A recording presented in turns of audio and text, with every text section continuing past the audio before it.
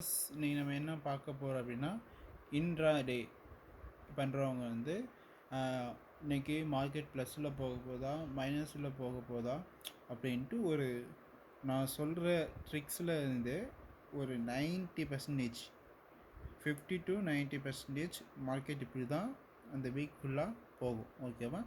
Nifty Nifty பார்க்கணும். Nifty வந்து பாசிட்டிவில் போகுதா நெகட்டிவாக போகுதா அப்படின்னு பார்க்கணும். ஓகேவா? அது ஒரு 10 மினிட்ஸ் பாருங்களேன். ஒரு பாசிட்டிவில் போவோம், திடீர்னு மைனஸில் வரும். அதே மாதிரி ப்ரீ மார்க்கெட் செக்ஷன் 9 to 9:50 வந்து ப்ரீ மார்க்கெட் செக்ஷன். அந்த செக்ஷனில் உங்களால் இன்ட்ராடே 9:50 அப்புறம் இன்ட்ராடே ஸ்டார்ட் பண்ண முடியும். ஆனால் மார்க்கெட் டைமிங் 9 to 3:30. ஓகேவா? மார்க்கெட் டைமிங் பெஸ்ட் தெரிஞ்சுக்கோங்க. 9 to 3:30 தான் மார்க்கெட் டைமிங். ஓகேவா? ப்ரீ மார்க்கெட் செக்ஷனில் 9:30 to 9:50 அப்போது மார்க்கெட் எப்படி போகுது, பாசிட்டிவில் போகுதா இல்லை நெகட்டிவில் போகுதா அப்படின்னு ஃபஸ்ட்டு பார்க்கணும். ஓகேவா?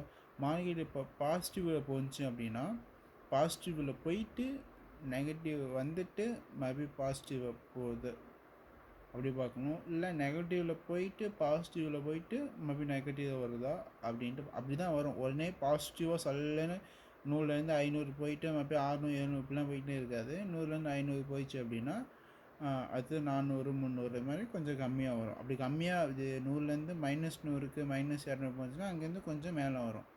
இதுதான் மார்க்கெட். இப்படி தான் ஆகும்.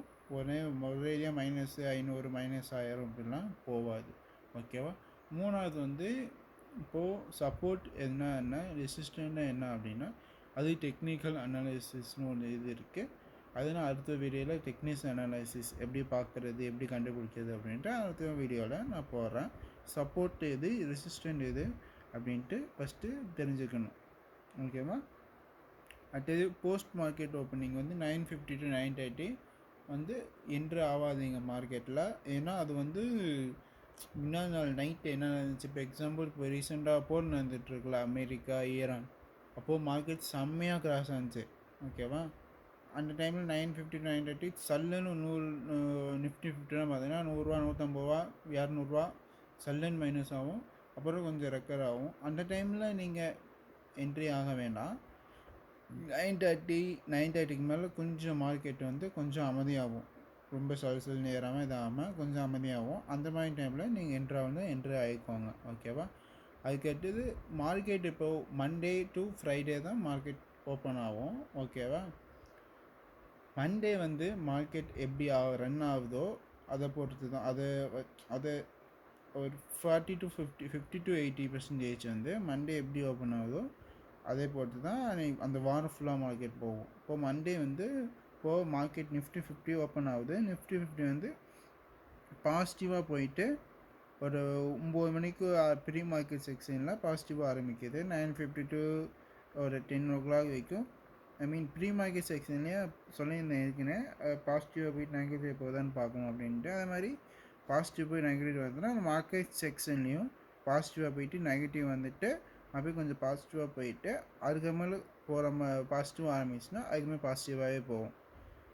ஓகேவா? அந்த கரெக்டான டைமிங்கை பார்த்து தான் நீங்கள் என்ட்ரி எடுக்கணும்.